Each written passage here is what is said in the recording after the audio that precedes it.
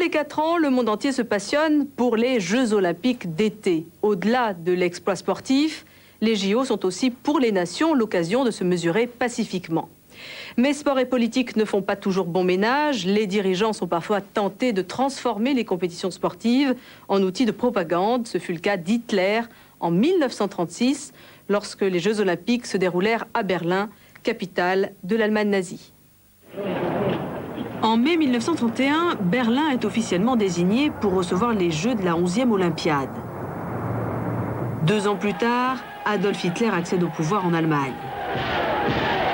Les dirigeants du parti nazi sont au départ plutôt hostiles à l'organisation d'une compétition internationale, mais pas Hitler, qui très vite comprend l'immense profit qu'il peut en tirer.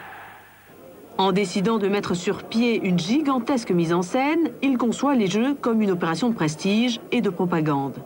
Au lieu de les annuler, il va les utiliser pour montrer au monde de quoi l'Allemagne nouvelle est capable. L'Allemagne entière se met à l'heure olympique, un train sillonne tout le pays pour associer la population à l'événement. Des cours sur l'olympisme sont dispensés dans les écoles et des brochures sont distribuées pour préparer l'accueil des étrangers. Berlin est nettoyé, puis somptueusement décoré. Tout est mis en œuvre pour présenter aux touristes et aux journalistes une image positive de l'Allemagne hitlérienne. Le Führer fait édifier un nouveau stade de 100 000 places. C'est à l'époque le plus grand du monde. Tout y est gigantesque et démesuré, comme pour illustrer la puissance du peuple allemand. Le stade est décoré par d'énormes statues dont les traits correspondent à l'homme idéal du Troisième Reich. Car pour Hitler, ces Jeux olympiques doivent absolument consacrer le triomphe de la race aryenne. Dès son arrivée au pouvoir, en 1933, Hitler a commencé à mettre en pratique ses théories racistes. Pour lui, il n'existe qu'une espèce d'homme digne de ce nom, la race aryenne, considérée comme supérieure aux autres.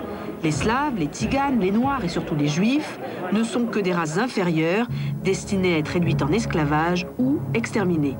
Dès 1935, les Juifs sont pourchassés dans toute l'Allemagne et une série de lois leur interdit l'exercice de nombreuses professions. Face à cet antisémitisme déclaré, l'opinion internationale s'interroge. La charte olympique précise que toute forme de discrimination est incompatible avec l'idéologie des Jeux. Le régime nazi y est donc en complète contradiction. Les journaux américains sont les premiers à dénoncer les violations de la charte olympique par Hitler. Le mouvement de protestation gagne l'Europe.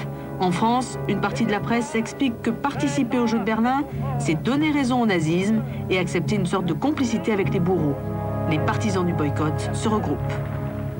La participation aux Jeux de Berlin devient un véritable choix politique. De nombreux pays se posent la question de savoir si, oui ou non, il faut se rendre à Berlin, alors que les exactions des nazis ensanglantent quotidiennement la capitale de l'Allemagne. Les plus fervents partisans du boycott tentent d'organiser une rencontre sportive internationale concurrente, les Jeux populaires de Barcelone. Mais ce projet échoue car la guerre civile éclate en Espagne.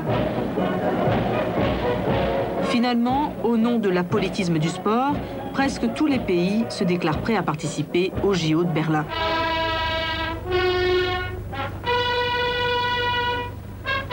La cérémonie d'ouverture a lieu le 1er août 1936. L'entrée du Führer et de son cortège est saluée par une fanfare de trompettes. Une foule immense les accueille, les bras tendus dans un immense salut fasciste.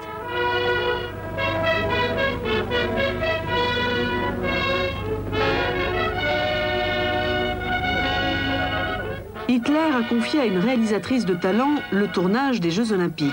Leni Riefenstahl, cinéaste officielle du Troisième Reich, utilise donc sa technique pour faire de ces Jeux un véritable outil de propagande.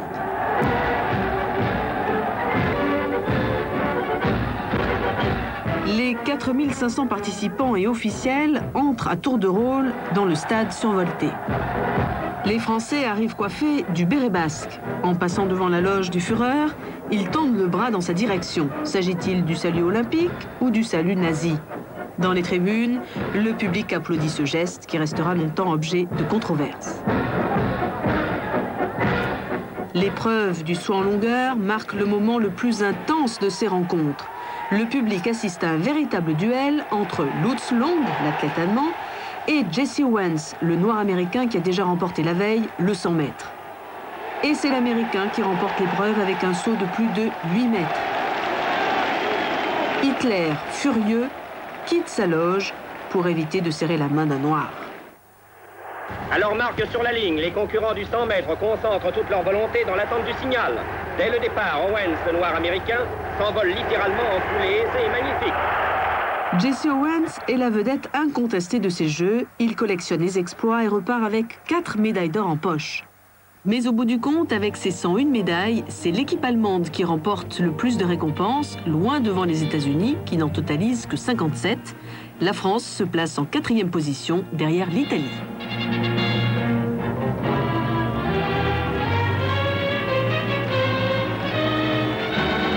Hitler va admirablement exploiter ce bilan.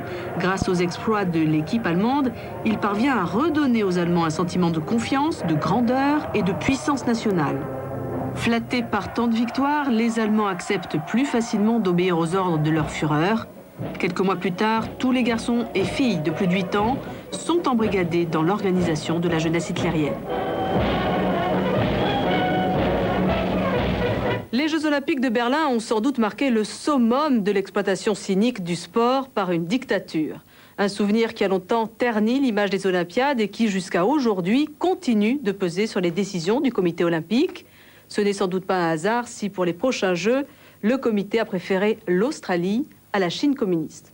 Au revoir.